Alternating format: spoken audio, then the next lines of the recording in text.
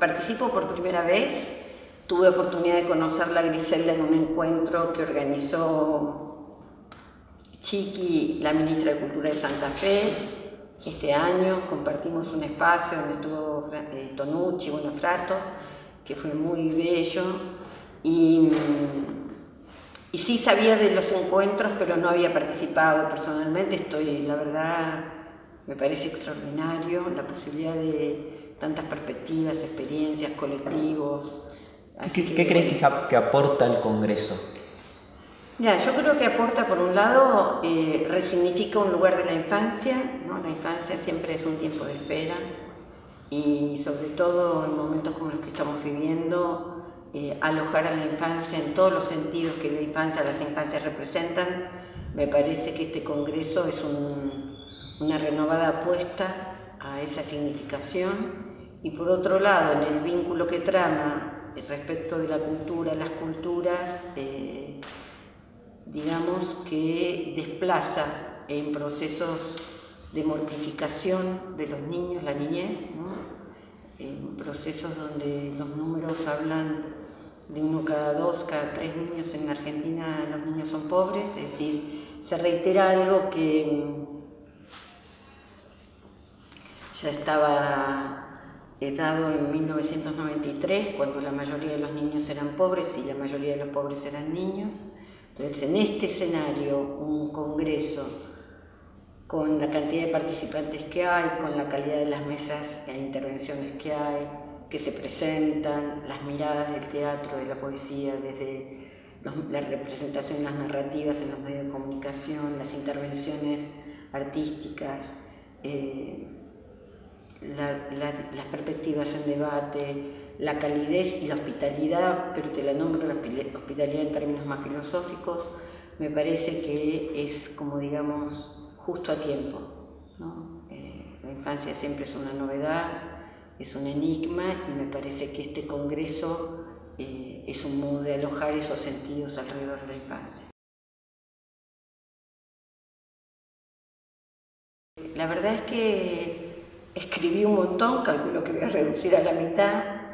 Siempre pienso mucho en lo que voy a decir.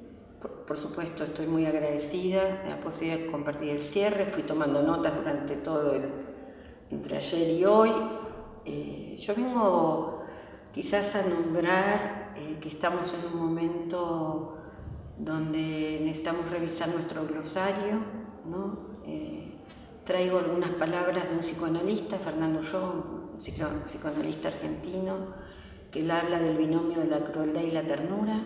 Entonces, traigo imágenes de la crueldad. Creo que la sociedad argentina, si uno la mira desde la infancia como analizador, produce mucha crueldad en relación a la niñez o las niñeces. En Colombia, en la última bienal que se hizo en Manizales, se habla ya de las niñeces, así como se habla de las infancias, y me parece que somos una sociedad que nos desresponsabilizamos de la niñez, las niñeces, en términos del conjunto de la sociedad, ¿no es cierto? Y entonces planteo las cuestiones de la crueldad. Es imposible tolerar que en un país del pan, donde tenemos capacidad alimentaria para 400 millones de niños, vos tengas los niveles de infantilización de la pobreza que tiene en Argentina. Es imposible, ¿no? Es decir, a todos y a todas nos tendría que resultar cada día insoportable. Que, como me pasó a mí el otro día, que terminé en el supermercado preguntándole al empleado cuál era la leche verdadera, por las variaciones que hay ahora, las leches que le agregan agua. Y yo le decía, pero bueno, ¿cuál es la leche de verdad? Y esa leche de verdad es más cara que 1 litro de nafta.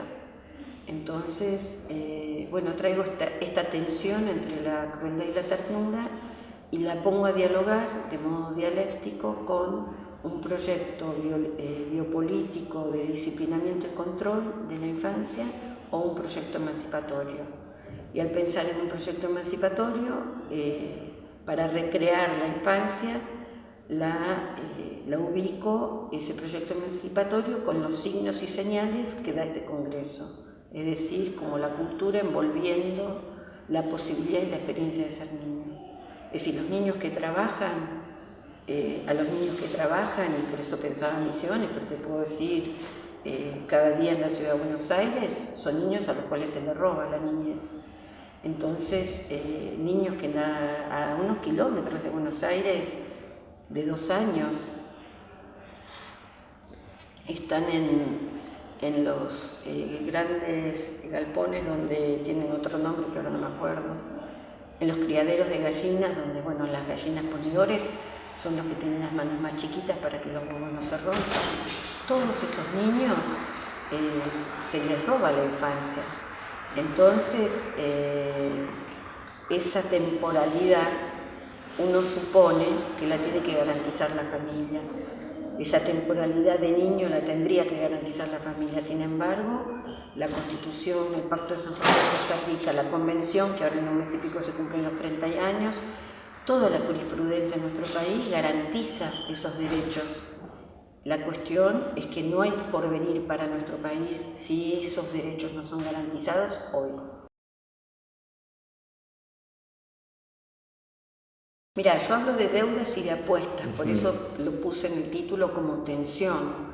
Yo creo que la deuda principal es esta, no velar por el conjunto de los derechos que están garantizados en la jurisprudencia en Argentina.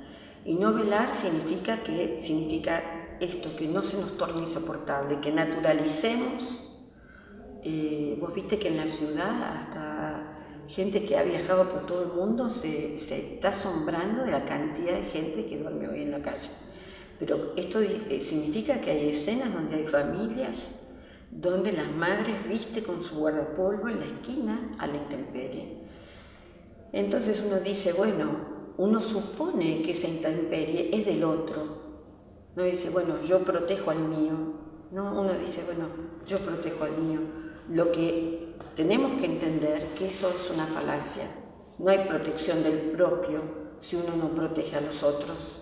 No hay un otro que no se constituya por fuera. No hay una otredad que no me afecte, porque yo también soy un otro.